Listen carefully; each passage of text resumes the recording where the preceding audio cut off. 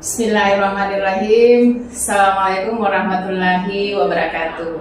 Perkenalkan, nama saya Daswati, SSIT MK. Saya adalah salah satu dosen tetap di Prodi D3 Kebidanan, Fakultas Kedokteran dan Ilmu Kesehatan Universitas Muhammadiyah Makassar. Latar belakang S1 saya yaitu Diploma 4 Kebidanan dan S2 adalah S2 Kebidanan. Video ini dibuat untuk penilaian kegiatan bidang pengajaran pada PDD UK TPT pada program sertifikasi dosen tahun 2024. Saya diamanahkan untuk mengampu mata kuliah asuhan kebidanan pasca persalinan dan menyusui pada semester 3. Teknik pengajaran yang akan saya sampaikan menggunakan metode DID, yaitu Delivery, Interaction, and Assessment. Delivery itu adalah bagaimana cara saya menyampaikan materi agar dapat diterima mahasiswa dengan baik. Kemudian interaction adalah interaksi saya dengan mahasiswa dalam melakukan pembelajaran agar capaian pembelajaran dapat tercapai dengan baik.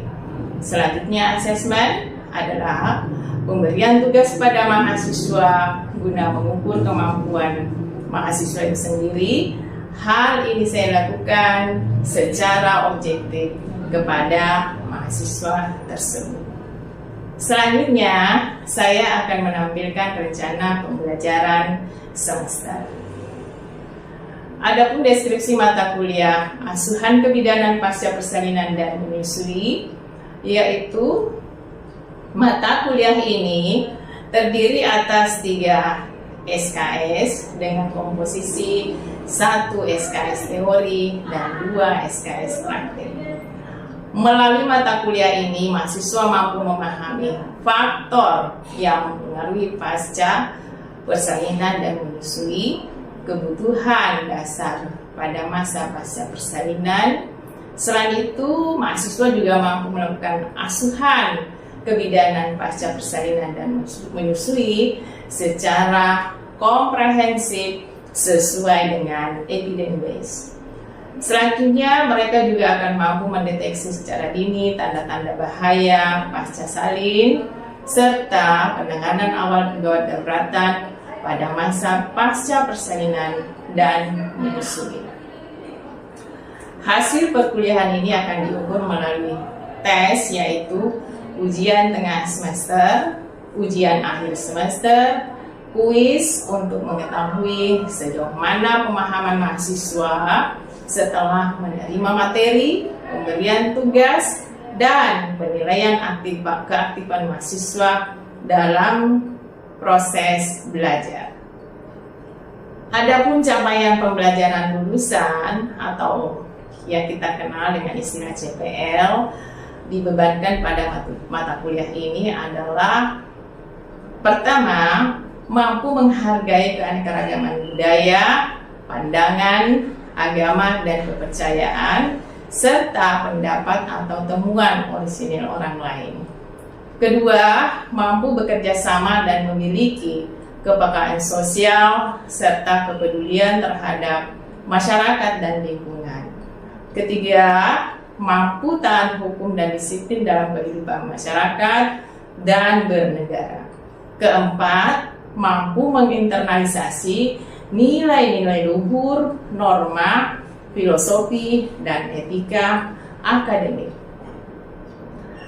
Kelima, mampu menunjukkan sikap bertanggung jawab atas pekerjaan yang dibebankan kepada bidang keahliannya secara mandiri.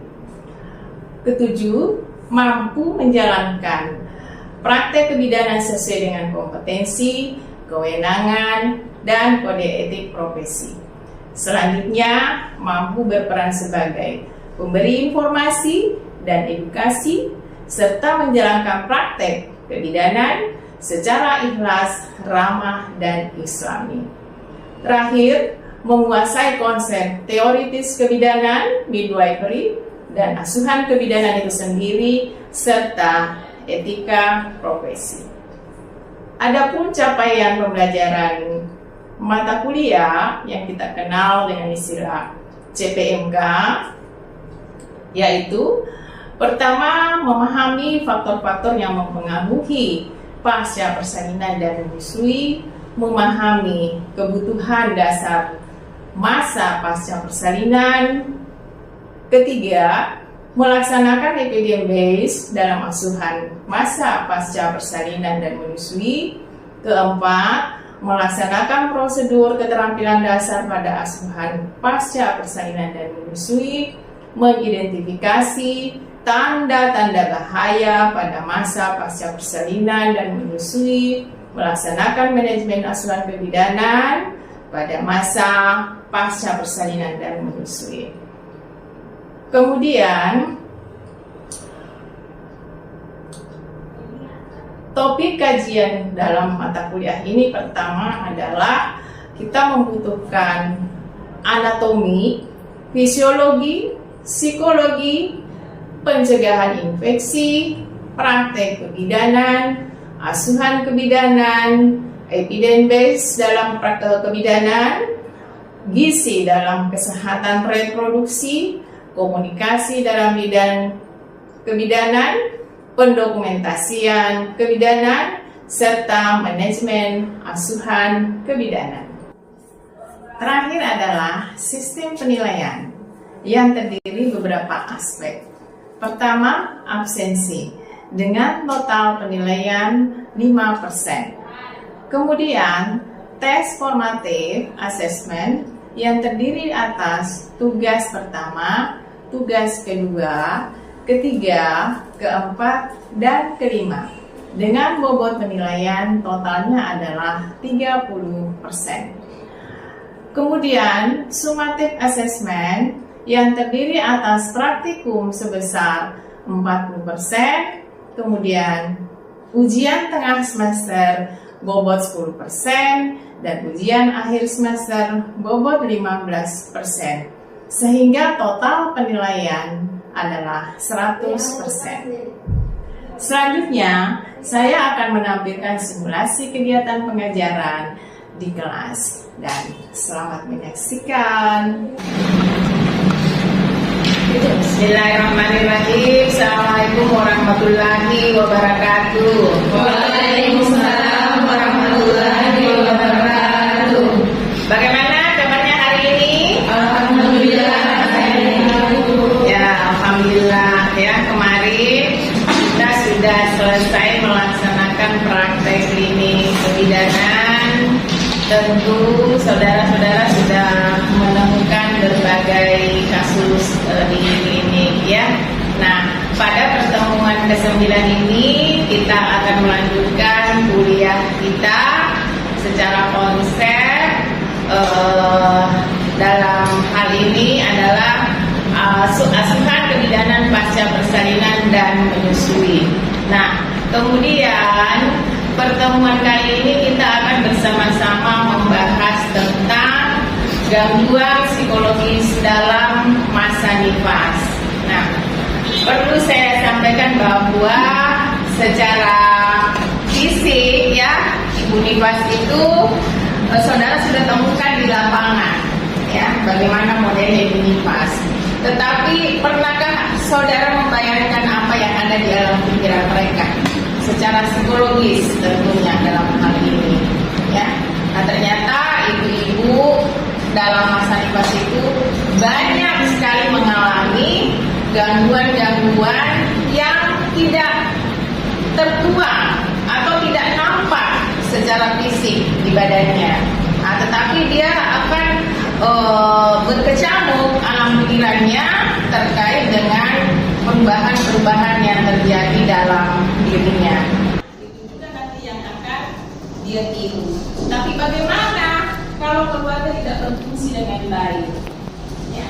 Nah, sementara kita tahu bersama bahwa fungsi keluarga adalah kendaraan pertama di mana anak-anak itu diperkenalkan. Diperkenalkan apa? Dengan dunia di sekitar mereka, gaya hidup sosial, dan bagaimana mereka menggunakan sehari-hari melalui lingkungannya. jadi kita lihat bayi baru lahir kan tidak mungkin langsung bisa berjalan, berlari dan seterusnya, tapi dia tumbuh dan berkembang secara perlahan dari hari ke hari, dari minggu ke minggu, bulan ke bulan, kemudian dari tahun ke tahun. Apa yang terjadi? Ternyata sepanjang itu dia merekam apa yang terjadi di lingkungan sekitarnya. Nah, tentu dalam hal ini orang tuanya lah ya, kalau dia serumah dengan orang tuanya. Terus mungkin ada anggota keluarga yang lain, ada tante, ada nenek, dan mungkin ada lagi yang lain. Nah, tentu orang-orang yang ada di sekitarnya itu adalah menjadi contohnya. Nah, tapi bagaimana seorang keluarga mempersiapkan kehidupan seorang anak jika ia telah mempunyai anak sebelumnya? Dalam hal ini contohnya misalnya anak pertama lahir di tahun 2022 misalnya. Sekarang 2024 ibunya melahirkan anak kedua. Ternyata ada gangguan yang mungkin dialami, yang memungkinkan berpotensi dialami oleh anak pertama tadi dengan lahirnya adiknya. Cemburu. Ada lagi perkataan yang lain? Ayo, Husnul barangkali.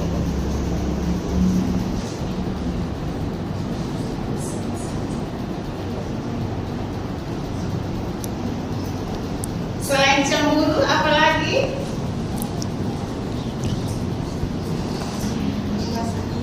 Merasa iri, betul. Dengan baik baru bisa ada adiknya. Dalam Islam juga kan dianjurkan ya bahwa susuilah anakmu sampai 2 tahun. Ya, nah baru bisa ada adik. Bukan berarti ya 2 tahun adiknya bukan. 2 tahun dulu kakak baru bisa hamil ibunya. Ya, jadi 9 bulan kemudian 2 tahun lebih baru ada adiknya. Jenis kelamin, posisi anak, dan sosial budaya. Nah, dampaknya tentu terhadap anak itu sendiri, orang tua, dan masyarakat secara tidak langsung. Ya. Nah, kemudian sulit beradaptasi. Kalau sulit beradaptasi, di mana dia bisa hidup kasihan? Dia tidak bisa melangsungkan pendidikannya dengan baik, tidak bisa melangsungkan proses penyesuaian dirinya di masyarakat dengan baik. Nah, akhirnya nanti ujungnya apa? Dia merasa tidak diterima di masyarakat. Nah, apa yang terjadi kalau seperti itu? Dia bisa menyendiri terus, berkembang pikiran-pikiran negatifnya terus, ya, nah, dan akhirnya bisa mengalami gangguan jiwa. Menumbuhkan rasa kasih sayang di antara kedua anaknya. Bagaimana menumbuhkan keadilan pada kedua anaknya, sehingga nanti anaknya tidak ada yang merasa, oh ibu saya hanya perhatikan adik saya, ibu saya hanya memenuhi keinginan adik saya. Tidak ada lagi itu, dan cemburu-cemburuan itu tidak ada lagi. Nah, sehingga dia bisa hidup berdampingan dengan baik. Nah, kemudian cara cepat untuk berkompromi dan bernegosiasi dan mengontrol, mendorong untuk bertindak yang agresif, dalam hal ini yang baik ya. Nah, bagaimana penanganan selanjutnya? Tidak membandingkan antara yang satu dengan yang lainnya. Tidak boleh seorang ibu, oh anak pertama aku lebih jago daripada adiknya. Tidak boleh itu keluar dari seorang ibu. Inilah tentunya kita seorang perempuan, bagaimana menjadi madrasah yang pertama bagi anak kita nantinya. Membiarkan anak menjadi pribadi yang mereka sendiri menyukai bakat dan keberhasilan anak-anaknya. Nah, dalam hal ini nanti anak-anak itu tumbuh punya talenta masing-masing. Ya, tidak boleh dipaksakan. Itu yang harus dipupuk. Nah, tentu dalam hal ini kita mendidiknya ke arah yang positif. Membuat anak-anak mampu bekerja sama daripada bersaing, memberikan perhatian setiap waktu atau pola yang lain ketika konflik itu terjadi. Nah, jadi kita alihkan perhatiannya, alihkan pikirannya yang negatif tadi. Nah, kemudian Rasulullah bagaimana memberikan contoh kepada kita dalam hal mendidik anak-anaknya. Jadi jauh sebelum kita lahir ternyata Rasul itu sudah memberikan contoh yang baik untuk kita semua. Nah, bagaimana Rasulullah itu menjadi guru pertama dan utama bagi setiap orang tua dalam mendidik buah hati, membentuknya soleh serta soleha. Rasulullah memberikan contoh melalui dirinya sendiri. Contoh kecilnya saja, bagaimana? Ada yang pernah baca bagaimana kisah Rasulullah mendidik anak-anaknya? Ya, jadi Rasul itu memberikan contoh yang sangat baik. Misalnya saja dia mengajarkan kedisiplinan. Sholat tidak pernah tidak tepat waktu, selalu tepat waktu. Nah, itu salah satu teknik mendidik bagaimana menanamkan kedisiplinan kepada anak. Ya.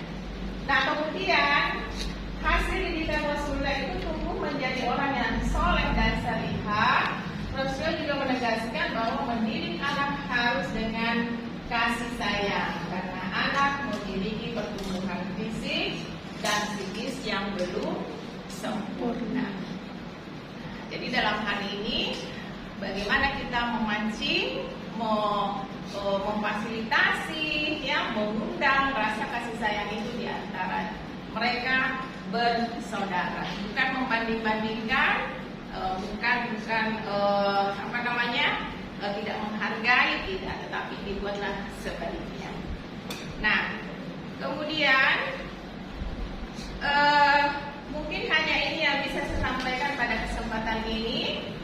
Pertemuan berikutnya kita akan ketemu dengan kasus yang lebih parah daripada ini, ya, depresi yang terjadi pada masa nifas dan menyusui. Ya, untuk selanjutnya saya mohon kepada saudara semua baca, ya, literaturnya dulu. Tadi literatur kita mungkin ada yang menggak jurnalnya, silahkan, ya.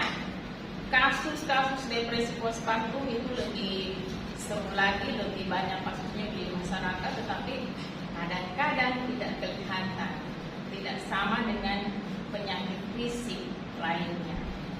Kemudian ada lagi namanya psikosis. Nah, kasus yang ada sekarang rata-rata datang dalam kondisi depresi, ya. Kemudian ada juga yang psikosis. Ya. Oke, baik, untuk kesempatan